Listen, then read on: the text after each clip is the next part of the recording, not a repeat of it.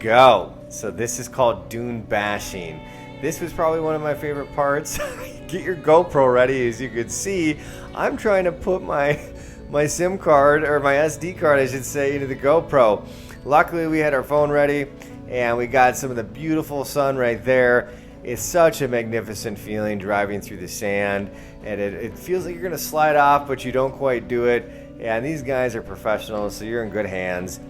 But definitely have that GoPro ready and your equipment ready. Here we are arriving at the camp, and I love how it makes you feel how you are one with the desert. A little bit about the history of the ancient Dubai Desert Safari can be traced back to the Bedouin tribes that have inhabited the region for centuries. Bedouins are known for their ability to survive in the harsh desert environment and their traditional way of life, including hunting, gathering, and trading across the sands. In the early days of Dubai's development as a city, the Bedouins were forced to move out of the city to make room for urban development. However, in the 1950s and 60s, as oil was discovered in the region, the desert became an important resource for the country's economy. With the discovery of oil, government officials began building roads and infrastructure in the desert, making it easier for tourists to access and explore the area. Over time, the desert safari evolved into a popular tourist activity, attracting visitors from all over the world. So as you can see, I kind of wandered off and enjoyed the sunset. I like the view of the camp. It really gave me that old Dubai feeling, that mystic, that magical feeling in the desert. It's such a cool camp, and I really just wanted to enjoy it on my own terms. And one thing I'll say is I walked down the sand dunes. It's a lot harder to walk down those than you think. It actually is a workout going up and down. And here we are walking over to a quick glimpse of the quad bike. Didn't end up doing the quad bike because there wasn't time. I wanted to end up doing the camel ride. I felt like the camel ride was more fitting for being in the desert. Speaking of camels in Dubai, they actually have camel racing. It was actually used as a mode of transportation as a way for the Bedouins to measure the speed and endurance of their camels. It was also a way for tribes to compete against each other, often offering valuable prizes for the winners. So there's a lot more to the camels than meets the eye. And in recent times, camel racing in Dubai has become more formalized and professional. There's actually several world-class camel racing tracks with state-of-the-art facilities and advanced technology to enhance the experience for both the camels and the audience. If I had to do one, I would definitely pick the camel riding. So now that we're done with the camel riding, let's head over and check out the belly dancing show. Typically the man's favorite part of the safari, and Dubai has a long history with belly dancing, also known as Oriental dancing. In fact, belly dancing is considered one of Dubai's cultural treasures and a beautiful art form that has actually been around for centuries. Historically, belly dancing was performed in the Middle East as a way for women to celebrate their femininity and entertain each other during social gatherings, including weddings and other celebrations.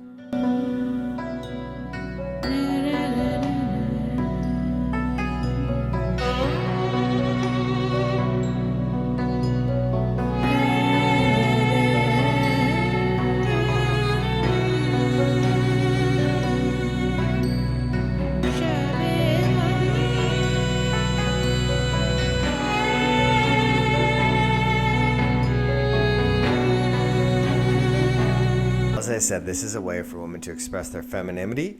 Not only the dancer, but also the appreciation for the woman in the background. You could see them clapping a few moments ago, expressing their joy, their gratitude, and their love for the performance. Also the love of the dancer herself. It's an amazing show. I'm going to sit back and watch, bring you back a few more facts here in a second about belly dancing, but I'm going to watch this for a second and just enjoy.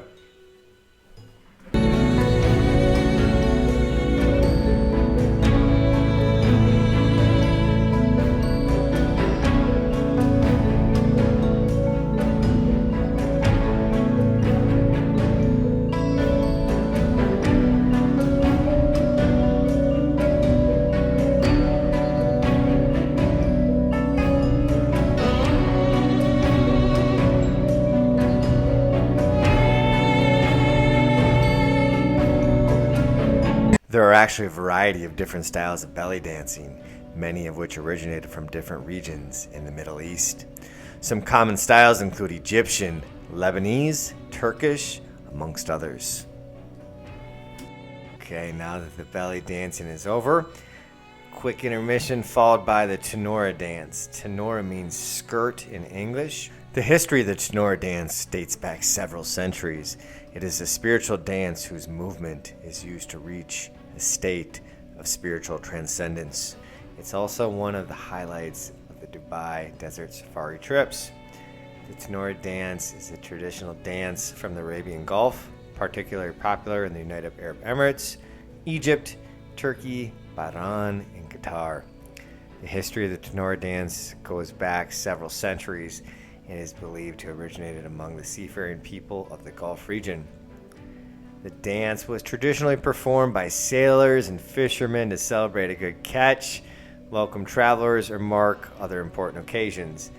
Today, the Tanoura dance is often performed during festivals, weddings, and other cultural events as well. It remains an important part of the cultural heritage of the Gulf region and is appreciated by many people both within and outside the Arabian Gulf. Okay, now we're going to head to the food. So you get a nice barbecue-style meal here at the safari, such as grilled meats, salads, vegetarian dishes. Some tours also offer Arabic-style dishes, which did ours, such as shawarma, hummus, and falafel. You had some samosa. You had a little bit of everything, to be quite honest. Rice. It was delicious. So we're going to head on back over to our seat, enjoy the food, and also give you a quick glimpse here of the camp. You see the people just eating, enjoying, just relaxing a little bit. So now we're going to watch the fire dance. It is a very popular attraction in a traditional Bedouin customs and culture. The Bedouin tribes are known for their fire dances, which involves performers twirling burning sticks and maybe swords in a hypnotic fashion.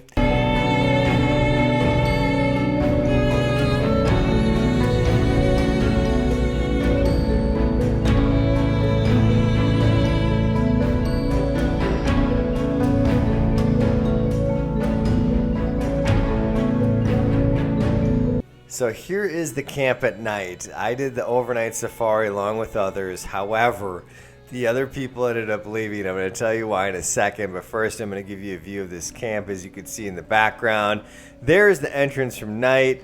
It definitely gives you a very mystical, magical kind of feeling at night, and it gives you the true experience of sleeping out in the Arabian, the Dubai desert.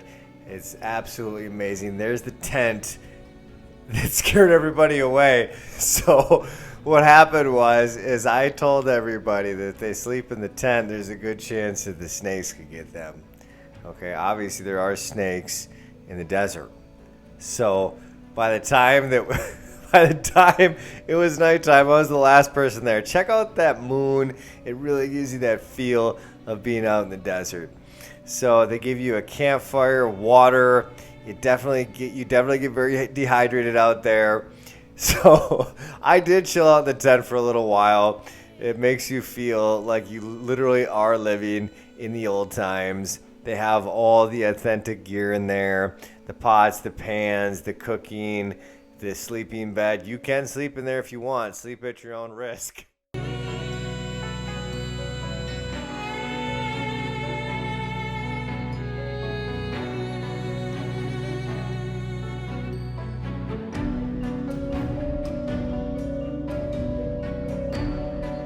Okay, so now we enter the tent to protect us from the snakes.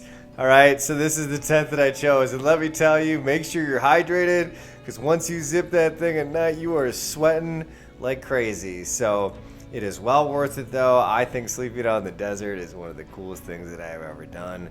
But it definitely gives you a little bit of fear, a little bit of that scary feeling.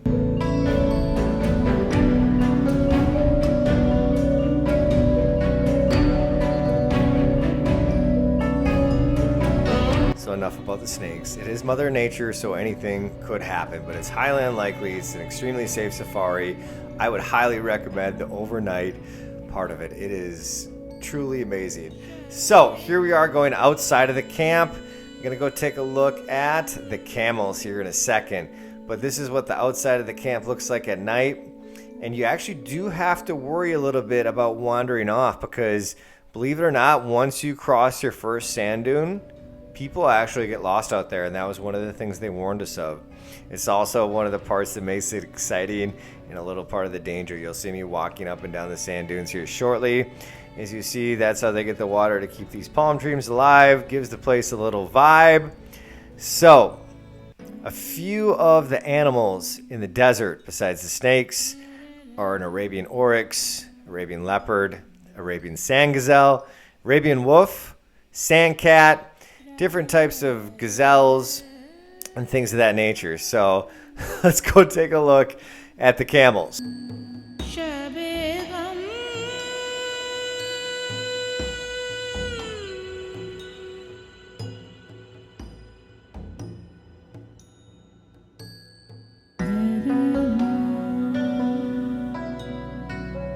So as we head towards the camel, little history and mythology that dates back centuries about Dubai.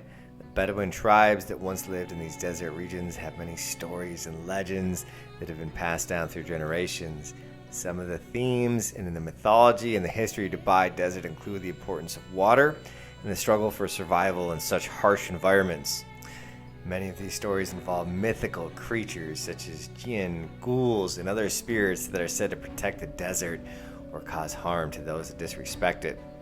The Dubai desert has also been the site of important historical events, such as the Battle of Dubai in 1819, which marked the successful defense of the city against the invading Wahhabi forces. The desert has also been the site of many archaeological discoveries, such as the Saruq al-Hadid site, which is believed to have been a major trade center during the Iron Age.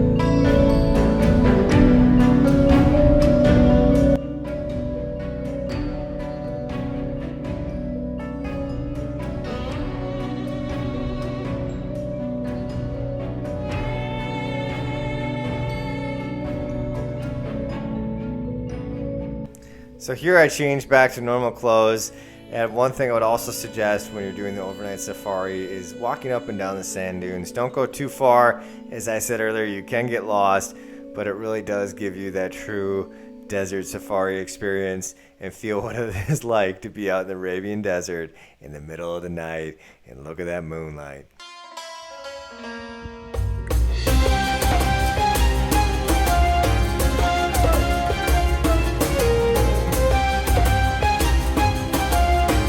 So here we are in the morning. We made it through the desert safari at night.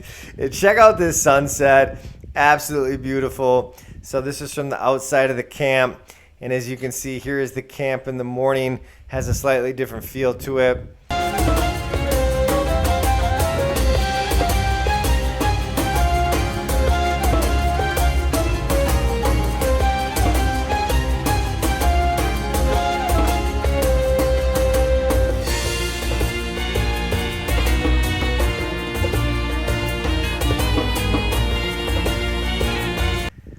So a little feedback about an area of opportunity that I would say that this particular safari has is the morning breakfast, right? You spend a night in the desert, you're hot, you're dehydrated. It was a great overall experience, but the breakfast was a tad bit disappointing.